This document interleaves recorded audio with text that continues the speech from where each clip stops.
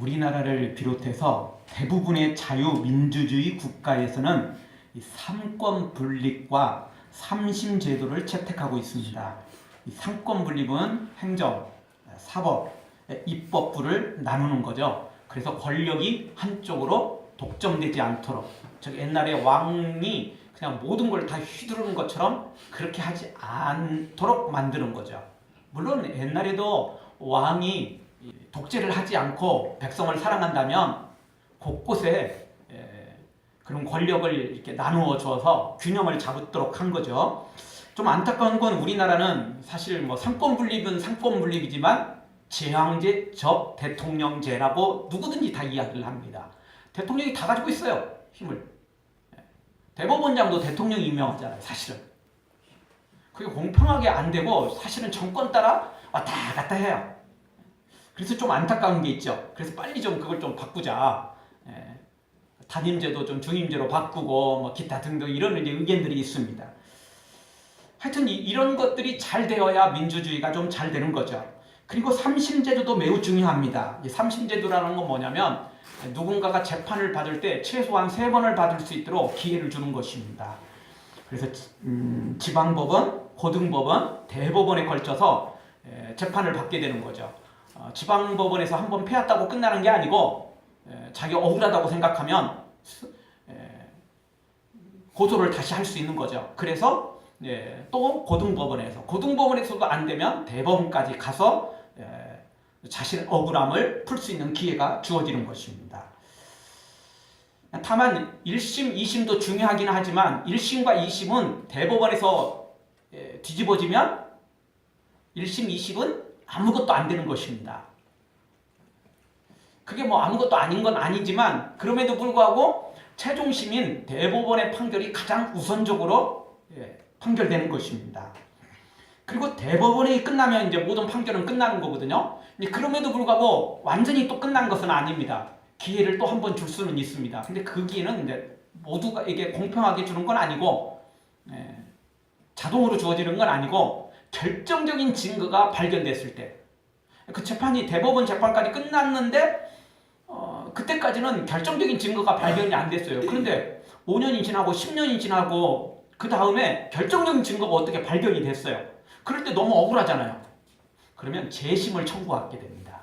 재심을 청구하면 자동으로 그 재판이 열리는 건 아니고 재심 청구하면 그 재심 청구가 합당한지 합당하지 않는지를 그 법원에서 내부적으로 심의를 하게 돼요. 그래서 이게 합당하다, 너무 이게 명확한 증거가 있다 이러면 받아주는 겁니다. 사실은 이미 결정 나는 거나 다름없어요. 재심이 청구되면 거의 결정이 난 거나 다름없는 거죠. 왜? 결정적인 증거가 아니면 안 받아주거든요. 애매모호한 건 절대 안 받아줘요. 그런 건 예전에 대법원에서 다 했잖아요. 결국 모든 재판이 중요하지만 가장 중요한 재판은 대법원이라고 할 수 있습니다. 이 대법원의 이 판결이 떨어지면 1심, 2심에서 아무리 뭐 승소를 하고 뭐 별일을 다 벌였어도 소용없어요. 대법원의 결정이 마지막 결정이기 때문에 그렇습니다. 그런데 영적인 것도 그렇습니다. 여러분, 우리가 지금 살고 있는 지금 삶이 우리의 삶을 많은 면에서 대변해 줍니다. 지금 감옥에 들어가 있는 사람은 삶을 좀 제대로 못 살았다는 이야기겠죠. 전과가 있는 사람은 예전에 좀 제대로 못 살았다, 이런 이야기가 되는 것입니다.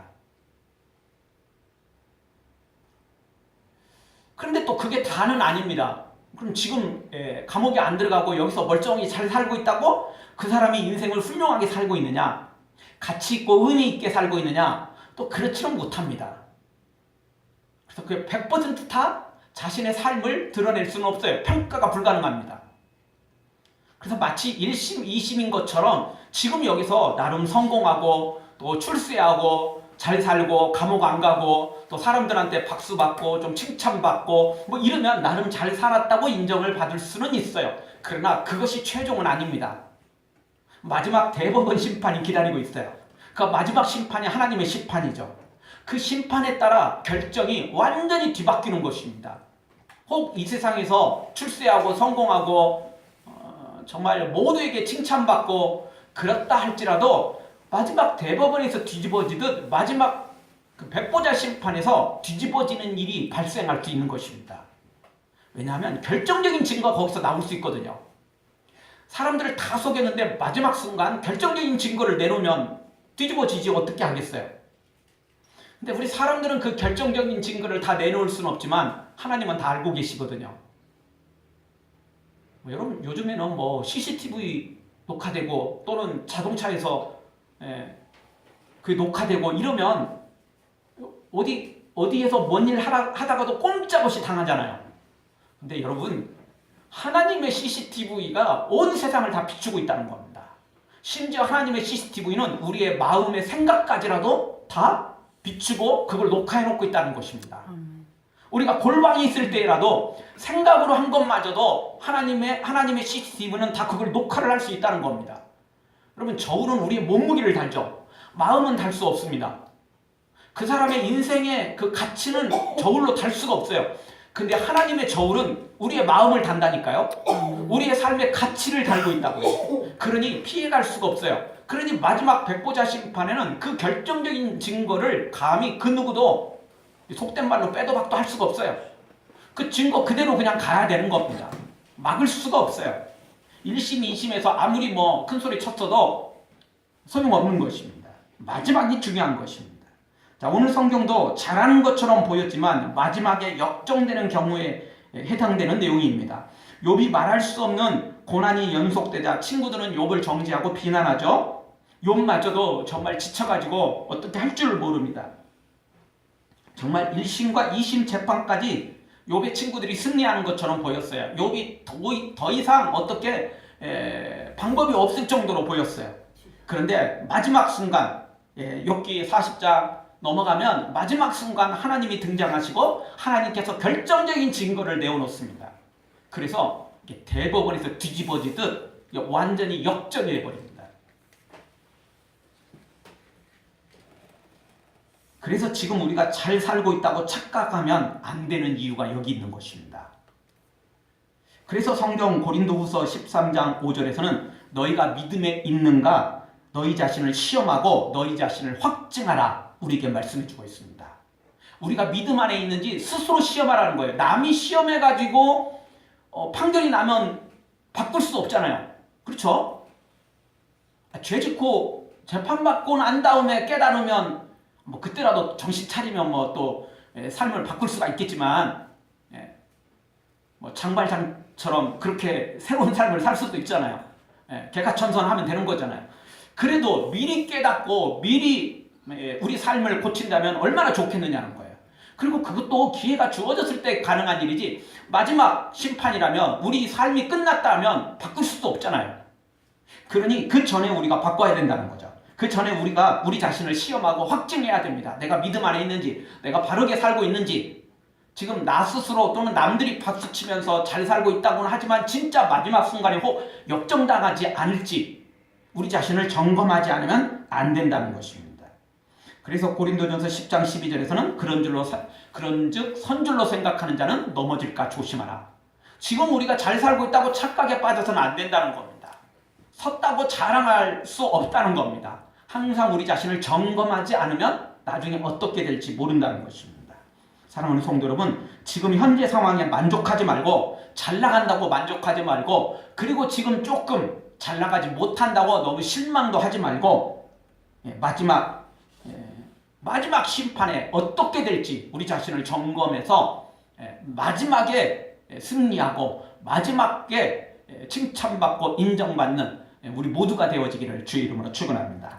자, 오늘 성경 통해서 이렇게 마지막을 우리가 잘 준비하려면 어떤 삶을 살아야 되는 겁니까? 오늘 성경에서 주시는 말씀, 첫 번째 주시는 말씀은 18절 이하에서 보니까 하나님보다 조상이나 전통을 내세우면 절대 안 된다는 것입니다. 하나님보다 조상이나 전통, 어떤 유명한 걸 내세우면 결국 마지막 순간 역전당할 수 있다는 겁니다. 여러분, 욥과 친구들은 지금 논쟁을 벌이고 있죠. 논쟁의 핵심은 친구들이었습니다. 왜냐하면 친구들이 욥을 정죄했거든요. 사실 위로하러 왔다가 기회를 잡고는 더 이상 욥이 소생하기가 어려울 것 같으니까 이번 기회에 아예 욥을 묵사발 만들고 자신들의 이름을 높이려고 생각을 했던 것입니다. 여러분, 세상에서는 누군가를 끌어내리면 내가 올라가게 되잖아요. 그렇죠? 내가 굳이 그 사람보다 꼭 더 잘할 필요는 없어요. 못하더라도 그 사람을 끌어내리면, 그 사람을 추락시키면 내가 자동으로 1등이 될 수 있어요. 그게 세상의 이치예요. 그런데 여러분, 하나님 나라에서도 그게 적용될 거라고 생각하시면 안 됩니다. 착각입니다. 하나님의 나라는 누군가가 추락했다고 내가 자동으로 1등이 되는 건 아니에요. 하나님의 나라는 요행이 없어요. 하나님의 나라는 내가 한 만큼 되는 거예요. 저 사람이 아무리 잘하든 그거하고는 상관없어요. 다른 사람하고 경쟁이 아니에요. 하나님의 나라는 그냥 나 혼자예요. 나 혼자. 내가 얼마나 잘했느냐에 따라서 결정나는 거지 다른 사람하고 비교할 문제는 절대 아니라는 것입니다. 저 사람이 1등 했으니까 나는 아무리 잘해도 2등밖에 못한다? 아니, 그런 법은 없어요. 세상에서는 그게 되지만 천국에서는 그런 게 안 돼요. 천국에서는 모두가 잘하면 모두가 1등 할 수 있는 거예요. 본인이 못하면 아무리 다른 사람이 못했어도 자기 1등 못하는 거예요. 천국은 그런 곳이에요. 그러니까 천국을 이 세상에 있는 법칙으로 똑같이 오해하시면 안 돼요. 아멘. 그러면 자꾸 다른 사람 끌어내리려고 하고 자꾸 자기 길을 가려고 하기보다는 다른 사람을 자꾸 견눈질하게 되고 이러는 거거든요. 지금 올림픽이 열리고 있습니다. 올림픽에 중요한 건 바로 그거예요.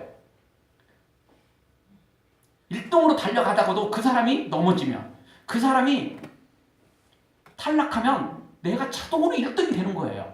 그렇지 않나요? 근데 하나님의 나라는 절대 그렇지 않다니까요. 하나님의 나라는 심은 만큼만 거둬요. 행한 대로 거두는 겁니다. 아멘. 다른 사람이 문제가 상관없어요. 다른 사람하고는 아무 관계가 없어요. 그냥 나 혼자 하나님 안에서 어떻게 신앙생활 했느냐, 어떻게 말씀대로 순종했느냐, 어떻게 심었느냐에 따라서 결정난다는 것입니다. 근데 이 욥의 친구들은 욥을 끌어내려가지고 욥을 추락시켜가지고 그래서 자신들이 올라가려고 생각했던 거죠. 미련한 겁니다. 어리석은 겁니다. 욥하고 상관없이 그럴 시간에, 욥을 정죄할 시간에, 욥을 비난할 시간에 자신들이 더 충성했으면, 헌신했으면, 선한 일에 충성했으면 하나님께 인정받는 거죠. 그런데 자신의 선한 일에 충성할 시간에 욥을 정죄하다가 세상 생각으로 한 거예요. 세상 생각으로. 그래서는 천국에 절대 1등 못합니다. 자기 있는 것마저도 자기도 똑같이 추락하게 되는 겁니다. 아니, 더 많은 추락을 하게 되는 겁니다.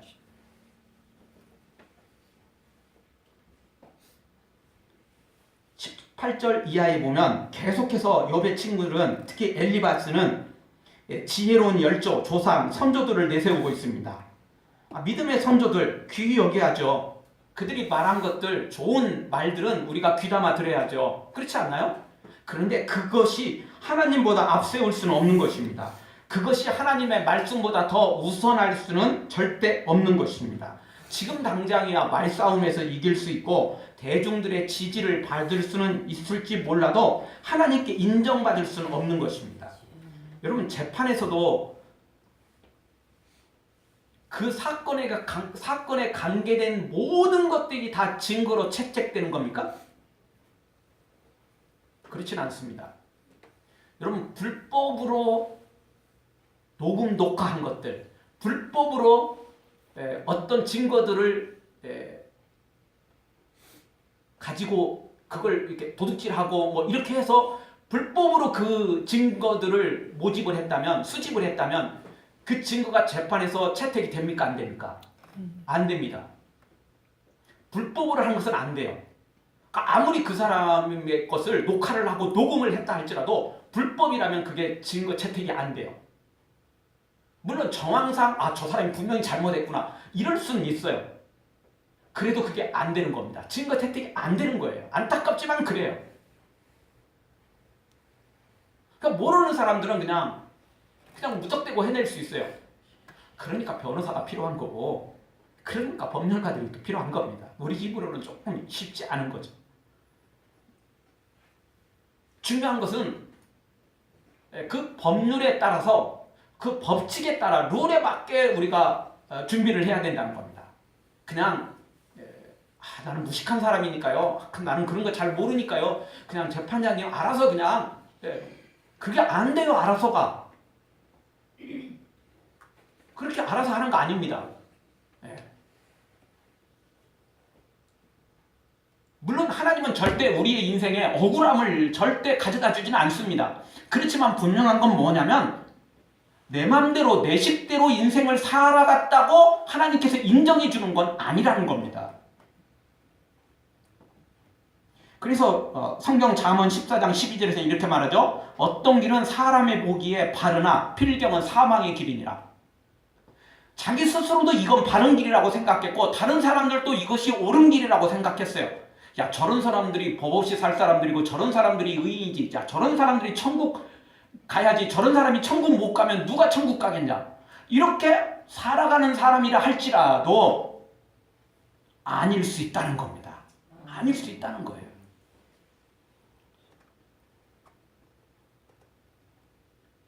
그래서 오늘 우리가 중요한 것은 진짜 그 하나님의 법대로 하나님의 그 재판의 그 법률 그 과정대로 그렇게 제대로 살아야만 된다는 것입니다. 그냥 내 마음대로 하면은 그것이 아무리 선한 의도를 가지고 했다 할지라도 법을 어기면 안타깝지만 법을 어긴 것입니다. 물론 법도 그런 부분에 대해서는 나름 선처를 해주죠.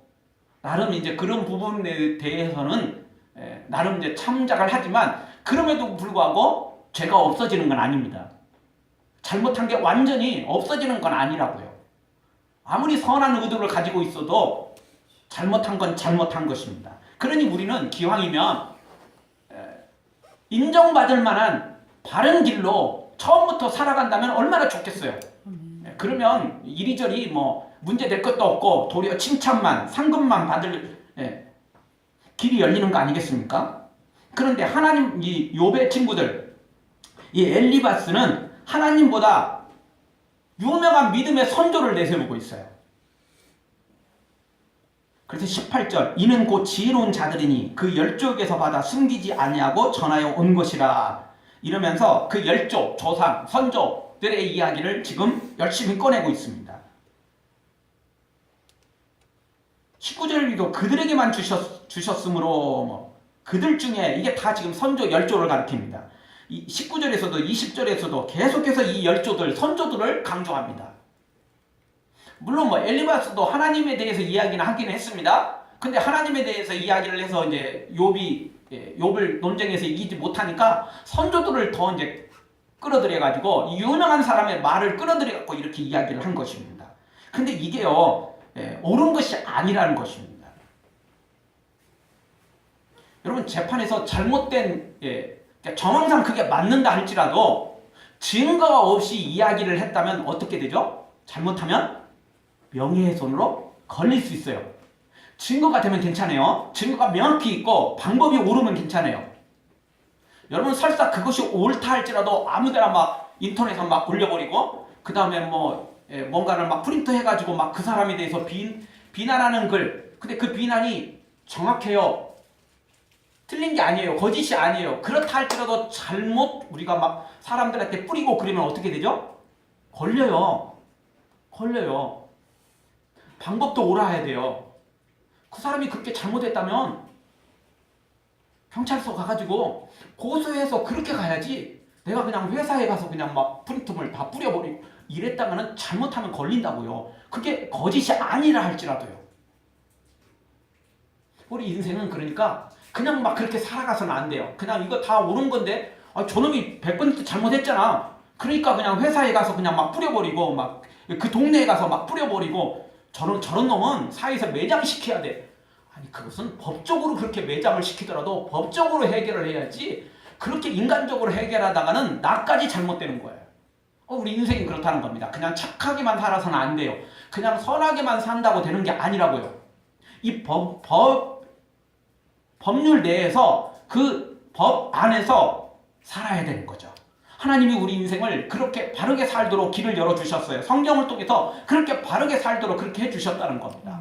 그러니 바르게 살려면 기왕이면 더 법대로 그렇게 살아야만 된다는 것입니다. 사랑하는 성도 여러분, 인정받지 못할, 세상에 썩어지고 결국은 없어질 세상에 유명한 사람 또는 그런 유명한 명언 뭐 이런 것들에 속지 말고, 그것이 절대 틀리다는 게 아닙니다. 잘못됐다는 게 아닙니다. 그러나 그것은 마지막 심판에서 인정받을 수가 없어요. 채택받을 수가 없다는 것입니다. 우리 인생 그냥 내 마음대로 살겠다 하지 마시고, 이 우주를 만드신 창조하신 하나님, 그 창조하신 법대로, 우주의 질서대로, 창조의 그 질서대로 살아가서 심판이 아니라 책망이 아니라 상급과 천국을 누리는 모두가 되어지기를 주의 이름으로 축원합니다. 두 번째 주시는 말씀은 의인과 악인의 삶은 최후의 심판에서 완전히 결정난다는 것입니다. 이미 잠깐 말씀드렸지만 이 의인과 악인의 삶은 마지막이 중요한 겁니다. 최후의 심판이 중요한 것입니다. 1심과 2심도 중요하지만 마지막 3심인 대법원이 중요하다고 그랬습니다. 영적인 것도 똑같아요. 마지막 심판이 중요한 겁니다. 그것이 완전한 우리가 가져갈 재판 결과이기 때문에 그렇습니다. 20절을 보면 엘리바스는 조상들이 말하기를 악인은 일평생 고통을 당한다. 21절에서는 그 악인들은 무서운 소리가 들리고 평안할 때 멸망하는 자가 이르고, 22절에서는 그 악인들은 어두운 데서 나오기를 바라지 못하고 칼날이 숨어서 그 악인들을 기다리고, 23절에서는 그 악인들은 가난하고 쫄쫄 굶으면서 음식을 찾아 헤맨다, 요리한다, 뭐 이렇게 이야기를 합니다. 그런데 이런 주장들은 정말 초등학교부터나 배울 일입니다. 여러분, 우리가 세상 살아가면서 악인들은 진짜 이렇게 삽니까? 악인들은 진짜 이렇게 일평생 고통을 당하고 가난 가운데 유리하고 무서운 소리에 그냥 고통 중에 살고 두려움에 떨며 살아갑니까? 시대의 악인들도 대통령이 되기도 하고 정말 그냥 인간 같지도 않는 그런 인간들이 세상에 떵떵거리며 살아가는 사람들이 한둘이 아닌 것입니다. 반대로 의인들은 고통을 당하고, 의인들은 핍박을 당하고, 의인들은 순교까지 하는 일들이 세상에 많이 벌어지고 있다는 겁니다. 이렇게 단순한, 의인들은 복받고 악인들은 형벌을 받는다, 이건 너무 단순한 이치예요. 너무 단순한 논리예요. 이거는 초등학교 아니 유치원 때나 배울 수 있는 거라고요. 세상은 그렇게 만만하지 않습니다. 영적인 것도 똑같습니다. 그리고 이것이 완벽하게 적용될 때는 마지막 심판 때라는 겁니다. 지금은 아니라는 거예요. 지금은 도리어 반대로 될 때가 의외로 많다는 겁니다. 그러니 단순히 이렇게 주장하는 것이야말로 우리가 미련한 것입니다. 그 유치원적인 사고로 살면 맨날 그냥 초등학교 그런 사고로 살면 맨날 사기당하고 맨날 다른 사람한테 이용만 당하며 살 수밖에 없어요. 너무 사람이 약아서도 안 되지만, 너무 사람이 영악해서도 안 되지만, 그냥 너무 순진하기만 하고 너무 그냥 착하기만 하고 아무것도 모르고 그냥 모든 게 다 그냥 다 좋은 게 좋은 거야, 이렇게 살다가는 맨날 그냥 사기당하고 맨날 이용당하며 살 수밖에 없어요. 그래서 성경은 뭐라고 말합니까? 비둘기처럼 순결하고 뱀처럼 지혜로우라는 거죠. 순결하면서도 지혜로울 줄 알아야 돼요. 순결만 하면 안 되죠. 순결만 하기만 하면, 그냥 순진하기만 하면 사탄에게 당하기 십상이에요. 지혜를 가져야 돼요. 하나님의 지혜를 가지고 살아야죠. 끝없이 순결하고 성결해야 되지만 사탄에게 속으면 안 돼요. 가짜에게 속으면 안 돼요. 큰일 나는 거죠. 그런데 욥의 친구들은, 엘리바스는 무조건 지금 이 말씀을 적용시켜요. 그래서 욥, 너 지금 고난당하고 있잖아. 너 지금 어려운 중에 있잖아. 그러니까 너 죄인이야. 너 죄졌으니까 하나님이 그렇게 심판하시는 거야. 이렇게 비난하고 정죄하고 지금 욕하고 있는 겁니다. 너무나 단순한 거죠. 절대 우리 인생은 이런 게 아닙니다. 우리의 영적인 평가도 절대 이렇게 단순한 게 아니라는 것입니다.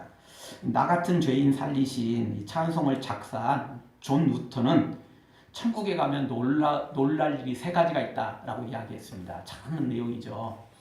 첫 번째 놀랄 일은 전혀 예상하지 못했던 사람들이 천국에 있다는 겁니다. 저놈은 반드시 지옥 갈 것 같은데 천국에 가 있을 수 있다는 겁니다. 겉으로는 나쁜 놈인데 언제 어떻게 그 사람이 변화되는지 모르는 일이거든요. 또 하나 놀랄 일은, 두 번째 놀랄 일은 마땅히 천국에 있을 것 같은 사람이 천국에 없다는 겁니다. 저 사람 정말 천국에 못 가면 누가 가리? 뭐 이럴 것 같은데 천국에 없을 수 있다는 거예요. 왜냐하면 겉모양은 그럴듯했는데 속은 아니었던 거죠. 모두를 다 속였던 겁니다.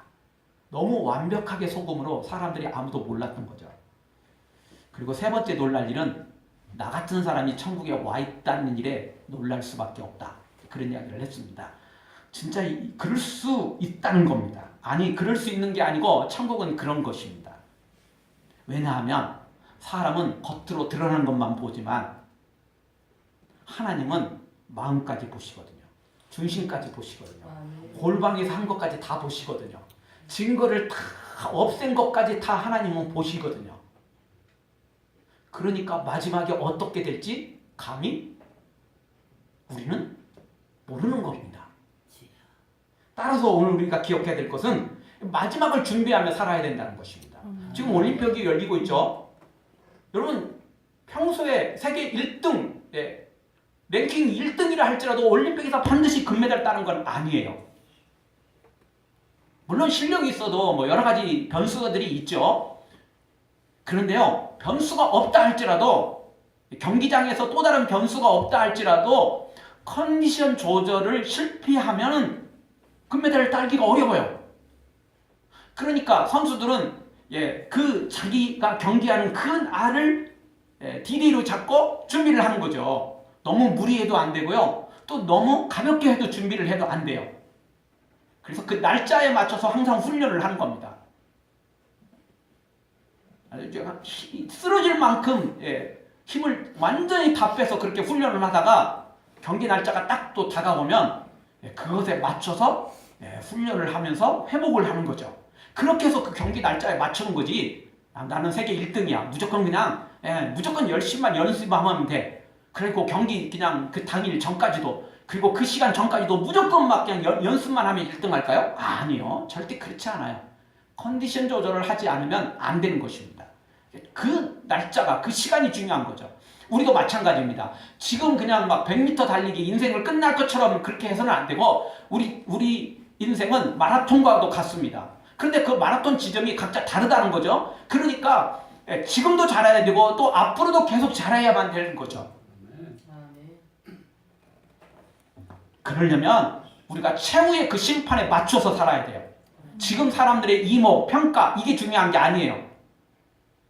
그 최후의 심판에 맞춰서 살아야 되는 겁니다. 그럴 때 우리가 마지막 순간에 제대로 칭찬받을 수 있는 것입니다. 사랑하는 성도 여러분, 지금 보여지는 거, 이것에 자꾸 우리의 시선을 빼앗기지 말고, 우리 인생의 초점을 빼앗기지 말고, 마지막 그 최후의 심판에 우리의 초점을 맞추고 우리 인생을 맞추어서 그렇게 하나님 안에서 믿음으로 살아가는, 그래서 칭찬받고 인정받는 우리 모두가 되어지기를 주의 이름으로 축원합니다. 마지막 세 번째 주시는 말씀은 사랑이 없으면 아무것도 아니라는 겁니다. 모든 것을 완벽하게 지켰다 할지라도 사랑이 없으면 아무것도 아니라는 겁니다. 여러분 운동 경기를 보면 무엇이든지 점수를 많이 따면 좋은 건 사실입니다. 그러나 점수라고 똑같은 점수는 아닌 것입니다. 예를 들어서 축구에서 지금 뭐 한 3대0, 4대0으로 이기고 있는데 또 골을 또 넣었어요. 기쁘죠? 기뻐요. 골 넣었다고 또 뭐 기분 나빠할 건 없잖아요. 솔직히. 그렇지만 승부의 결정을 주는 건 아니에요. 그렇죠? 1대0으로 이기나 2대0으로 이기나 10대0으로 이기나 이기는 건 매 마찬가지예요. 물론 이제 경기를 하다 보면 이제 승점이 같은 경우는 뭐 또 골수가 중요하긴 하거든요. 그렇다 할지라도 일단 지금 경기에서는 1대0이나 2대0이나 이기는 건 매 마찬가지라고요. 3대0으로 이기고 있는데 한 골 더 넣으면 기분은 좋겠지만 그거는 승부에 영향을 주지는 않아요. 그런데 지금 0대0이거나 1대1이거나 2대2가 됐는데 거기서 한 골은 결승골이 되는 거예요. 그래서 우리가 추가골이라고 말하고 결승골이라고 말하는 이유는 거기 있어요. 똑같은 골이지만 그 의미가 달라요. 의미가 달라요. 같은 한 골이지만 어느 것은 승부를 뒤집어 버리는 결승골이 될 수 있지만 어느 것은 그냥 기쁜 골이에요. 그냥 더 반가운 꼴일 뿐이에요. 의미가 없는 건 아니지만 결승골만큼 그렇게 의미 있고 가치 있는 건 또 절대 아닌 거죠. 여러분, 우리가 하나님의 말씀, 모두가 다 하나님의 말씀이고 우리가 모두가 이 하나님의 말씀을 지켜야 됩니다. 그럼에도 불구하고 이 모든 하나님의 말씀 중에 최고가 있어요. 결승골을 터뜨릴 말씀이 있다는 겁니다. 그게 뭐라고요? 사랑. 그게 사랑이라니까요. 이 사랑을 실천하느냐 못하느냐에 따라서 완전히 달라질 수 있는 것이에요. 이 사랑이 바로 모든 것이라고 말할 수 있습니다. 그래서 고린도전서 13장 2절, 내가 예언하는 능력이 있어 모든 비밀과 모든 지식을 알고 또 산을 옮길 만한 믿음이 있을지라도, 얼마나 대단합니까? 예언을 하고 막 산을 옮길 만한 믿음을 가지고 있는데 얼마나 대단한 거냐고요. 진짜 이런 믿음이 있고 이런 예언을 할 수 있다면 얼마나 좋겠습니까? 그럼에도 불구하고 이런 모든 걸 행할지라도 사랑이 없으면 내가 아무것도 아니요. 성경은 이렇게 우리에게 가르쳐주고 있습니다. 이런 예언하는 능력, 이런 영적 능력을 가지고 있고 또 이런 믿음을 가지고 있음에도 불구하고 사랑이 없으면 어떤 거라고요? 아무것도 아니래요. 아무것도 아니래요. 조금 있는 것도 아니고 아무것도 아니래요. 그러니 우리가 똑같은 말씀이라고 생각해서는 안 돼요. 하나님의 말씀 다 소중하지만 그 중에 제일 된 계명은 어떤 거라고요? 사랑이에요. 사랑. 사랑 지키면 다 지키는 거고 사랑 안 지키면 다 안 지키는 것과 똑같은 거예요. 윷놀이 하다 보면 뭐 옛날 윷놀이는 없지만 지금 윷놀이는 뭐 그것도 이제 만들어진 지 좀 됐죠. 예. 거기 표시를 따라가지고 뭐죠? 백도. 뒤로 가는 거예요. 뒤로. 그 백도도 잘하면 또 괜찮아요. 곧바로 그냥 그 점수 나누는 대로 바로 갈 수도 있거든요. 근데요, 결정적인 순간에 그 백도 때문에 죽는 거예요. 헛것이 되는 거예요. 뭐 주사위 아이들 놀이에서는 또 그게 그냥 단순히 한 칸 가는 게 아니고 아예 처음부터 돌아가는 것도 있어요. 그 잘못하면 큰일 나는 거죠. 역시 사랑이 그런 거예요. 사랑하면 곧바로 그냥 결승점에 도착해서 점수를 놔버리는 거지만 경기를 끝낼 수도 있지만 사랑이 없으면 아무것도 안 되는 거예요. 헛수고가 되는 거죠. 결국 이 사랑이 권투에서 KO예요. 축구에서 결승골이에요. 이 야구에서 마지막 결승 홈런이라니까요. 사랑이 그런 겁니다. 그런데 욥의 친구들은 지금 나름대로 하나님의 말씀을 가져다 다 이야기를 하고 있잖아요. 이게 사탄의 말을 가져다 쓰고 악인의 말을 가져다 쓰는 건 아니에요. 나름 선해요. 나름 좋은 거예요. 그런데 가장 결정적인 게 빠져 있어요. 뭐죠? 사랑이 빠져 있어요. 사랑이 없잖아요. 이거는 뭐 어디 사랑의 사자라도 좀 갖다가 쓸 것도 없다니까요. 아예 없어요. 사랑은 그냥 여기 담겨져 있는 건 미움밖에 없어요. 증오밖에 없어요. 죽이려 하는 마음밖에 없다고요. 그러니 어디다 갖다 쓰겠어요. 아무것도 아닌 거죠. 그래서 결국 가장 중요한 건 사랑입니다. 사랑. 모든 말씀을 지키고 주의를 거룩히 지고 11조를 하고 또 모든 계명들을 다 지켰다 할지라도 사랑이 빠져있다면 아무것도 아닌 거예요. 빵점이에요. 빵점. 그런데 그 모든 것을 다 지키지 않았다 할지라도 사랑을 지키면 100점이 될 수 있어요. 물론 진짜 사랑을 지키는 사람이 주의를 빼고 또 기도 안 하고 사랑하는 사람이 남 죽일 수 있습니까? 사랑하는 사람이 나쁜 짓 할 수 있나요? 그럴 수는 없죠. 그러니까 결국 사랑하면 모든 걸 다 지키게 되는 거예요. 사랑하는데 당연히 따라오는 거죠. 근데 겉모양은 그럴듯하지만 진짜 마음이 사랑이 빠져버리면 아무것도 아닐 수 있다는 겁니다. 그러니까 가장 중요한 게 사랑이에요. 우리가 사랑하는 것에 초점을 맞춰야 돼요. 그러면 나머지는 자동으로 그냥 다 따라오게 돼 있어요. 사랑이라는 것을 딱 끄집어내면 나머지는 다 줄기로 그냥 뭉텅뭉텅 다 따라오게 돼 있는 거죠. 자동이에요.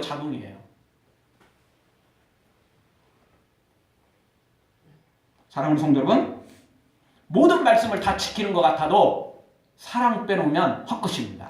결국 사랑 지키면 모든 걸 지키는 겁니다. 그래서 성경은 로마서 13장 10절 사랑은 이웃에게 악을 행치 않으니 그러므로 사랑은 율법의 완성이니라. 사랑이 빠지면 완성이 아니고 근데 99점도 아니에요. 아까 말씀드렸어요. 빵점이에요. 그럼 아무것도 아니에요. 근데 사랑을 지키면 100점이 되는 거예요. 완성이에요. 완성. 완성이죠. 그러니 이 사랑을 우리가 절대 놓쳐서는 안 돼요. 모든 요리 잘했으면 뭐 하겠어요.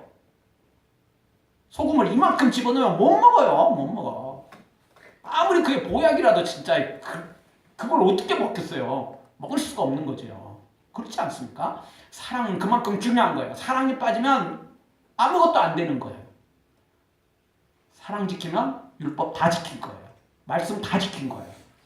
욥의 친구들은 다른 것들은 어느 정도 지켜나갔어요. 사실 이 사람들도 나름 복받은 사람들이고 이 사람들도 나름 욥보다는 못했지만 그 지역에서는 다 유지들이었고요. 그 지역에서는 다 평판이 좋은 사람들이었어요.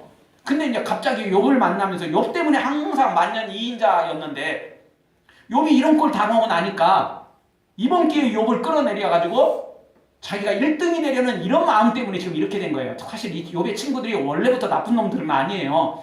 욥 보자마자 갑자기 욕심이 생겼던 거예요. 마치 아담과 하와가 하나님 나름대로 하나님과 잘 살고 있다가 갑자기 사탄에 유혹받아가지고 선악과 따먹은 거지. 아담과 하와가 처음부터 나쁜 놈들이라고 그래가지고 나 하나님처럼 처음부터 하나님처럼 되려기 이런 마음 갖고 있었던 건 아니에요. 그렇게 하다가 유혹받은 거예요. 욥의 친구들도 처음부터 나쁜 놈들은 아니었어요. 이 사람들 나름 괜찮은 사람들이었어요. 이 사람들 나름 신앙생활 괜찮겠어요. 그런데 이게 경쟁심 때문에 이게 뭐 1등이 되려는 이게 나쁜 방법을 사용한 때문에 이렇게 된 거예요. 욕심이 잉태하면 죄를 낳고 죄가 장성하면 사망을 낳게 되는 거죠. 욕심은 큰일 나요. 욕심은 지하고 우리에게서 뭐가 필요하다고요? 사랑. 사랑이 필요한 겁니다. 사랑을 지키면 모든 걸 다 지킨 것이 되는 거죠. 사랑하는 성도 여러분, 그 어떤 말씀 다 지켜야 되지만 항상 사랑을 목표로 우리가 지키면 다른 말씀들은 줄줄이 다 지키게 돼 있어요. 사랑, 이 사랑을 달라고 기도하고 이 사랑을 지키게 달라고 우리가 기도해서 사랑을 실천해서 책망받은 자가 아니라 칭찬받는, 그래서 모든 말씀을 지키는 예수님 닮은 하나님의 사람들 되어지기를 주의 이름으로 축원합니다. 아멘. 기도하겠습니다. 우리 통성으로 잠깐 기도하며 나갈 때